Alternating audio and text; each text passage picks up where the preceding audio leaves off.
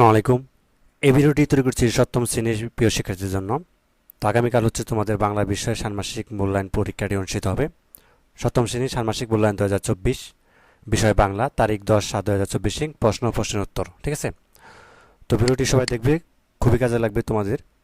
তো প্রথমে শুরুতে তোমাদের একটি একক কাজ দেওয়া আছে। তো দেখো এই একক কাজটা তোমরা হচ্ছে কিভাবে আনসার করবে।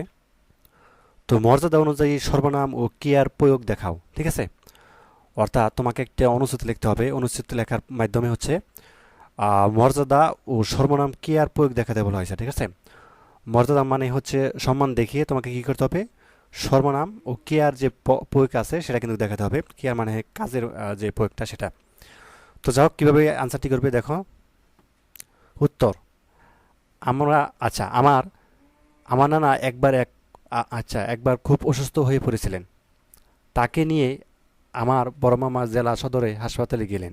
এই দেখো এখানে কিন্তু মর্যাদা দেখিয়ে কিন্তু কি হয়েছে, সর্বনাম ক্রিয়ার কিন্তু প্রয়োগ দেখানো হয়েছে। কেমন, যেমন তাকে মর্যাদা দেখানো হয়েছে। ঠিক আছে, এবং সর্বনাম ক্রিয়ার মাধ্যমে কি হয়েছে, প্রয়োগ দেখানো হয়েছে। তো তাকে নিয়ে আমার বড় মামা জেলা সদরে হাসপাতালে গেলেন।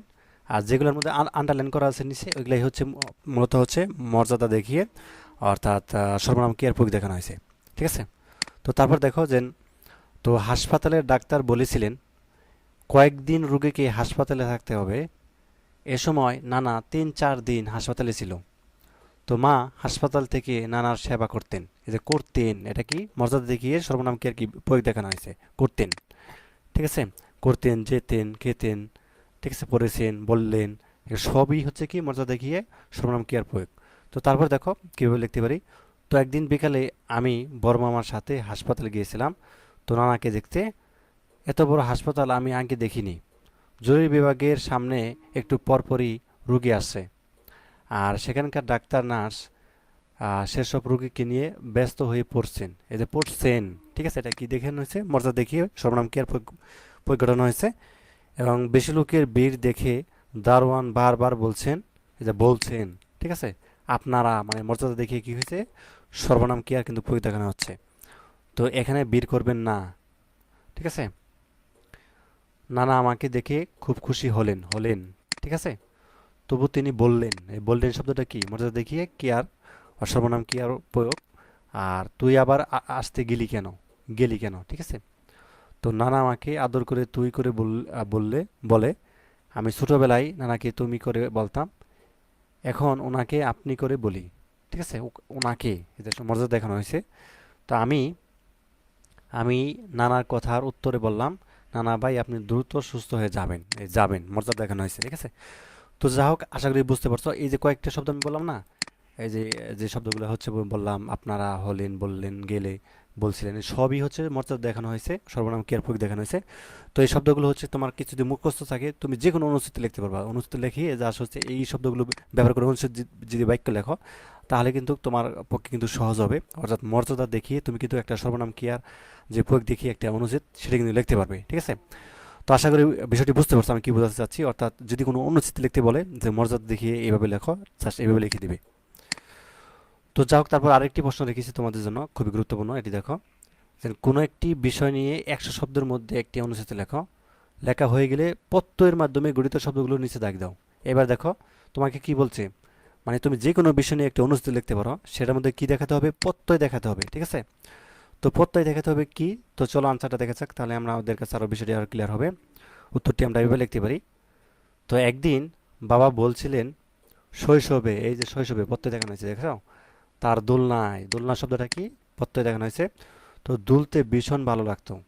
তো আমাদের বাড়ির উত্তর দিকে নাকি একটি বিরাট তেঁতুল গাছ ছিল।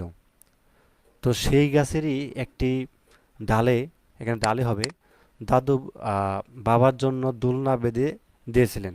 এই দোলনা, দোলনা যেখানে থাকবে সেটাই কি প্রত্যয়। শৈশব, দোলনা, সবগুলি কি খেলনা, চাষি, সবগুলো হচ্ছে কি প্রত্যয়। তো বাবার প্রিয় খেলনা, যে খেলনা শব্দটাকে একটা প্রত্যয়, ছিল একটি কাঠের গোড়া। তো বাড়ির সামনের ফসলের ক্ষেতে চাষি নানা রকম ফসল ফলাতেন। বাবা সেসব মুগ্ধ হয়ে দেখতেন। জগতের সকল প্রাণীকে প্রত্যয় দেখানো হয়েছে। তো বাবা ভালোবাসলেও তার প্রিয় প্রাণী ছিল বাঘা নামের একটি বিড়াল প্রাণী। ঠিক আছে, তো তারপর দেখো, বাড়ির পাশে রাস্তা দিয়ে গারোয়ান যখন গান গাইতে গাইতে যেত বাবা দারোয়ান হবে, ঠিক আছে, তখন এই এক ছুটে রাস্তার ধারে এসে দাঁড়াতেন। তো বাবা নিজেও খুব ভালো গান গাইতে পারেন।